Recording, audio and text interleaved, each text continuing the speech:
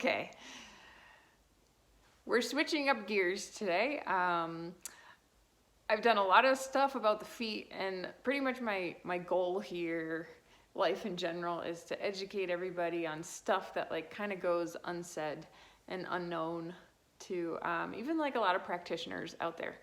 So we're moving on from the feet and we're moving into breathing and discussing why is breathing so important, and it's very much overlooked, kind of like taken for granted, and we just let it happen involuntarily. So there are about 10 pounds of muscle that make up our breathing muscle, and that is a lot. The main inspiratory breathing muscles are the diaphragm and the intercostal muscles. So those are all like the little tiny muscles in between all of our ribs. Can't see where I'm pointing, but if you poke it between your ribs, you might even feel a lot of tenderness, or you might feel like little bumps, and those are just the restrictions in the muscles. Main muscles are the diaphragm and the intercostals, and then there's all the accessory muscles. So pretty much any muscle that attaches to the rib cage is an accessory muscle, or it has the potential to help us breathe. So like those are the muscles that are supposed to be recruited when we're like running or doing anything cardiovascularly. But I'm thinking back to like, you know, our hunter-gatherer days. That's what their purpose is for. It's to help us keep going and going and going. They're not supposed to be there on a day-to-day basis when we're just like sitting at our computer, which is what they actually are doing. Our diaphragm is shut down from sitting, and now all the other muscles are helping. And that's obviously going to create a lot of pain somewhere. So the biggest helpers that end up doing a lot of the breathing instead of our intercostals and our diaphragm are the pecs and then the serratus. And you can feel these muscles here. They connect through here and up here. And I challenge you to poke away at your pecs a little bit. You probably don't even have to go very deep, especially right up here where they attach. They're gonna probably be very tender and probably kind of lumpy and gritty. And that's not what they should feel like. And that means they're overused. They're already overused because we're humans and we're always forward. We're doing everything forward, but even more so as modern day society humans, we're constantly looking down. We're on our phones, we're driving, we're typing. We're just out in front of us, which means our pecs are constantly firing, and that means they're getting shorter and shorter and shorter. And so they probably are pretty dominant in our breathing. That's not good. So the diaphragm's main job is inspiration. So when you take a big inhalation, this isn't supposed to rise. This is supposed to expand. On the expiration, it just recoils, so everything just kind of comes back down. This is all involuntary. But we get stuck in wrong postures. It's no longer involuntary anymore. So the diaphragm becomes inhibited. So let's say, here's our situation. We have a desk job. We're sitting at a desk for 40 hours a week. We go home, we make dinner, and then we sit in front of the TV for another few hours. Our diaphragm is definitely going to get shut down because here's our diaphragm. It sits at the bottom of our rib cage, so it attaches to the last 6 ribs, which goes up pretty high. That's exactly halfway through our rib cage. And then it attaches to a bunch of other really important stuff, which I will talk about. But if this is getting compressed and we're sitting all day long, so we're in like this posture, our diaphragm isn't going to work anymore, and it's really going to become inhibited, just like a glute muscle becomes inhibited from sitting because it's getting stretched all day long. So now this isn't working, so what does work? Like we said, the serratus, the pecs, and then you'll see that these are really prominent on a lot of people. Your SCM, your sternocleidomastoid muscle, and your scalenes, which attach to your ribs. And your sternocleidomastoid connects to your sternum, which is the top of your rib cage. So of course they're going to become very helpful in breathing, but a little too helpful in breathing. So if this is shut down, now we're breathing like this. There's a lot of chest rise, and there's a lot of elevation of our shoulders, and a lot of people carry tension and stress in their shoulders anyway.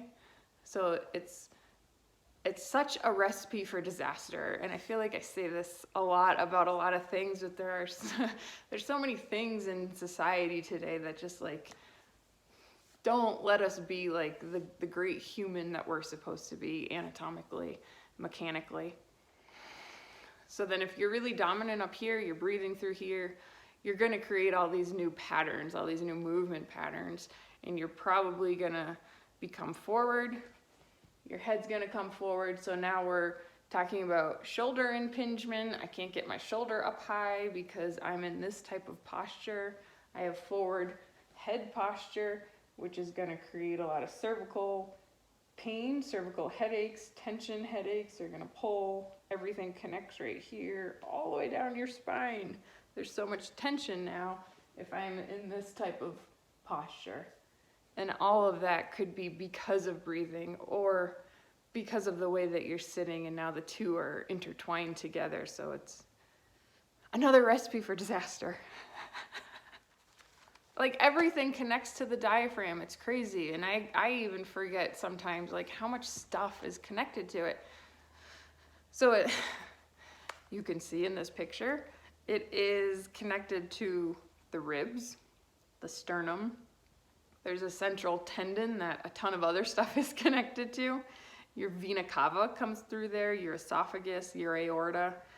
And then it connects to, I think, like the top 3 lumbar vertebrae.